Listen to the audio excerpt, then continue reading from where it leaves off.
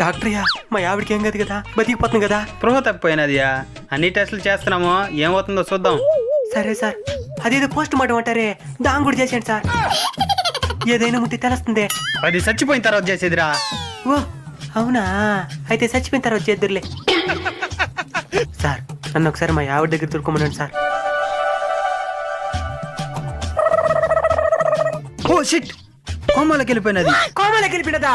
వద్దు సార్, వచ్చేమనండి. అంటే వాళ్ళ ఆడబిడ్డది పిల్లి ఉండదే, ఇద్దరు ఖచ్చితంగా పోవాలా? ఏయ్, ఒక పొక్క సస్తా ఉంటే మధ్యలో నీదేందిరా? సరే ఆపరేషన్ చేయాలా? పేషెంట్ పేరు చెప్పు. పేరు కర్రెక్క. కరెక్ట్గా పెట్టినారు పేరు. వయసు 35 సార్.